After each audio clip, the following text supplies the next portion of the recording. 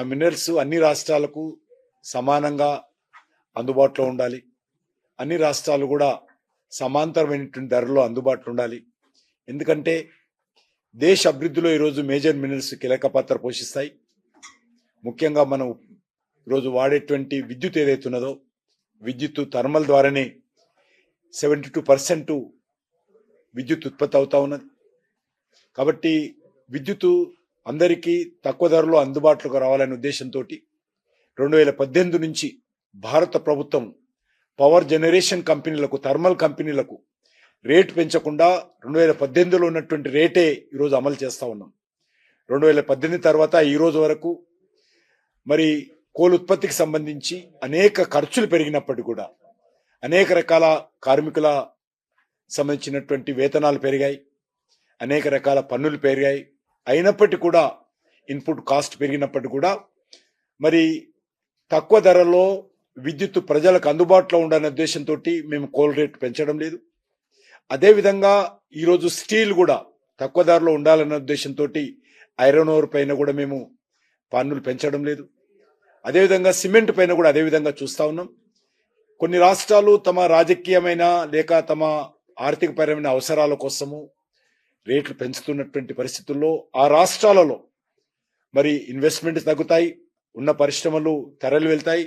కాబట్టి అన్ని రాష్ట్రాలను కూడా కలిసి ఒకే దృక్పథంతో చూడాలనేటువంటి దృక్పథంతో ఈరోజు బిల్లు పాస్ చేయడం జరిగింది. ఈ బిల్లు ద్వారా ఏ రాష్ట్రానికి కానీ ఏ రకమైనటువంటి ఇబ్బంది ఉండదు. ఏ రాష్ట్రానికి సంబంధించినటువంటి మినరల్ ల్యాండ్స్ పైన కానీ మినరల్స్ మీద కానీ కేంద్ర ప్రభుత్వం పెత్తనం ఉండదు. ఇప్పటికే మరి అన్ని రాష్ట్రాలు కూడా సమానమైనటువంటి పద్ధతిలో ఈ యొక్క మేజర్ మినరల్ సంబంధించినటువంటి చట్టం మాత్రం మీరు చేయడం జరిగింది. సుమారు 50 రకాల మైనర్ మినరల్స్ ఏవైతున్నాయో దానిపైన ఏ రకమైనటువంటి మరి నియమాలు ఈ చట్టంలో లేవు. అన్ని రకాలుగా రాష్ట్ర ప్రభుత్వాలకు మరి మైనింగ్ యాక్టివిటీ కావచ్చు, లేక రేట్ ఫిక్సేషన్ విషయంలో కావచ్చు, సెస్ విధించే విషయంలో కావచ్చు, పూర్తి స్వేచ్ఛ రాష్ట్రాలకు ఉంటుంది. కానీ దేశ అవసరాల కోసం, దేశ డెవలప్మెంట్ కోసం అవసరమైనటువంటి స్టీలు, సిమెంటు, పవర్కి సంబంధించినటువంటి కోళ్ళు, ఐరన్ ఓరు, లైమ్ స్టోను, మరి కాపరు, బాక్సైట్, ఈ 4-5 మేజర్ మినరల్స్ సంబంధించినటువంటి వాటిపైననే ఈరోజు మేము ఒకే రకమైనటువంటి పన్ను అన్ని రాష్ట్రాల్లో ఉన్నట్లయితే మేము రాబోయే రోజుల్లో కోల్ ఎక్స్చేంజ్ పెట్టబోతా ఉన్నాం, మినరల్ ఎక్స్చేంజ్ పెట్టబోతా ఉన్నాం.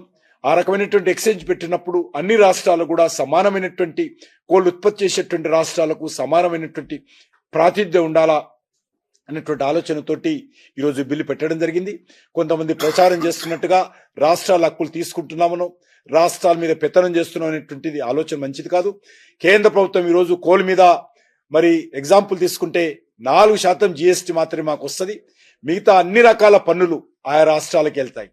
96% రాష్ట్రాలకు పన్నుల రూపంలో ఆదాయం వస్తే 4% మాత్రమే కేంద్ర ప్రభుత్వానికి GSTకి సంబంధించినటువంటి 9% ఆదాయం వస్తుంది. కాబట్టి కేంద్ర ప్రభుత్వం ఏ రోజు కూడా అది కోల్లో కానీ మినరల్లో కానీ ఆదాయం కోసం కానీ పనిచేయడం లేదు, రెవెన్యూ జనరేషన్ కోసం పనిచేయడం లేదు.